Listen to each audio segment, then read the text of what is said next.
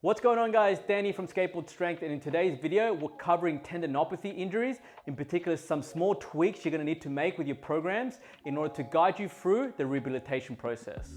So what can be said about tendon issues? They are perhaps one of the most frustrating injuries to get and rehabilitate from, speaking from personal experience and helping clients. They niggle, they nag, they get better, they get worse before making big leaps in getting better again. And the worst thing about them, they tend to hang around for a long time, which sucks. When dealing with tendon issues, we're usually facing one or two of these problems. The first is inefficient loading. Tightness in muscles either further up or down the chain from the area experiencing tendon issues are usually buffering unnecessary forces to the tendon experiencing pain. This essentially causes an overload in workload for the tendon. For example, a tight and overworked quadricep can be pulling far too much tension on that tendon over the knee. So as the knee goes to bend, that tendon now gets squashed over the bony process over the knee. The second is simply a spike or mismanagement in volume of work. As mentioned in our volume series, a simple spike in volume or work, in this case, for example, a spike in skating, can simply lead to a lot of work that the body is now having to do that it can't recover from. This eventually leads to tightness in muscles and an overload of work into those tendons, and eventually is what leads to these tendon issues. When dealing with tendon issues such as Achilles tendinitis or jumper's knee, we face a defining issue, which is loading it too much will feed into this pain and cause more irritation. However, not loading at all will see you spin your wheels and stay in the same spot and not allow you to rehabilitate this injury. This is why our two main goals when dealing with a tendon issue should be to decrease pain and restore function. Pain decrease will be expressed in the mobility exercises that we use in our rehabilitation program. These will be used to get you away from pain. What's important to note here is stretching is in no way part of this rehabilitation process, as stretching has been shown to increase pain and increase irritation. Taking away pain in no way means that you're ready to go back to skating. It just simply means that you have bought yourself a window of opportunity to now go and restore function.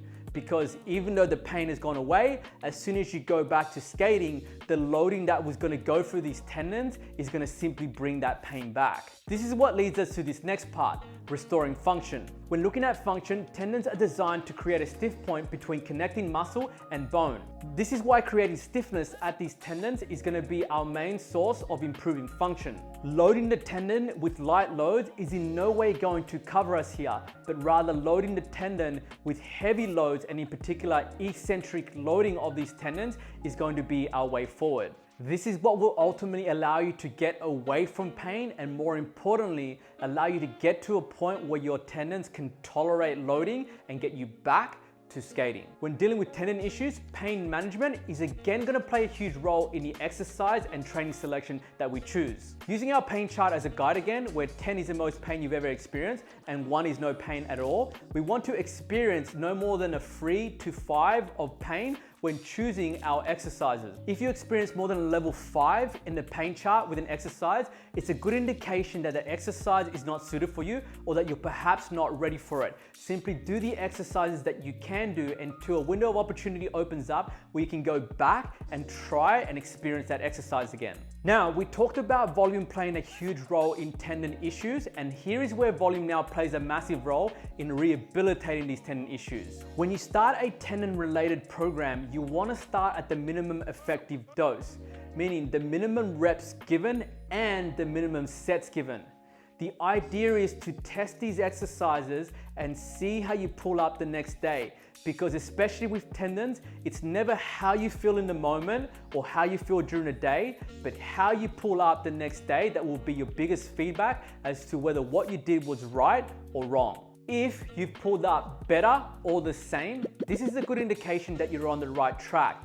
The right exercises have been selected and the right amount of volume has been selected. You now have one of two options. Continue on with the same amount of sets and reps given for a couple of sessions more before slowly starting to increase the sets and reps given to a point where you can end up hitting the maximum sets and reps given in the program over time.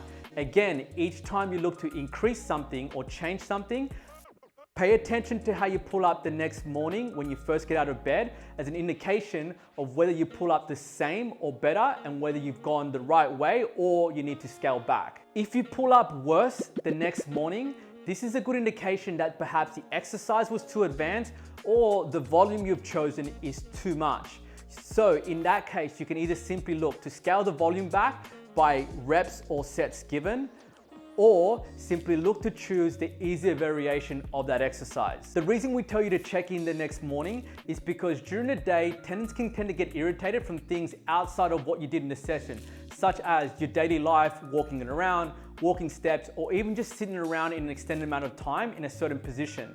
This is why we tell you don't get discouraged by these moments where you feel like the tendon gets worse. Rather, check in the next morning to see how it's feeling and how it's progressing then. This will allow you to give a more clearer idea of what you did in the session and whether or not it's benefiting you or whether you need to scale things back. Now, let's look at the big elephant in the room. Can I go skating? I hate to be the bearer of the bad news, but there is a good chance that if you're experiencing some sort of tendon issue, there isn't much chance that you're going to recover from this issue whilst you continue skating. Most simply because the plyometric nature of skating and the loads that we put these tendons under won't allow it to kind of regress back, recover, and get out of the pain stage. This brings us to our next point, testing and how you will know when you are ready to go back to skating. Before you go back to skating, you want to be at a point where you can perform the entire rehabilitation program pain-free. You will also want to be able to perform the tests that lead you back to skating pain-free.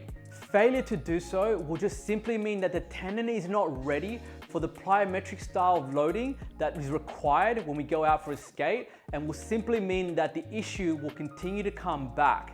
So take your time and make sure you can get through the rehabilitation program and the testing that goes with it in order to know when you're ready to come back. Now, we just touched on it, and it is a big part in terms of rehabilitating tendon issues, which is plyometric style loading. Plyometric style loading is going to be incredibly important in order to rehabilitate that tendon issue and get you back to skating.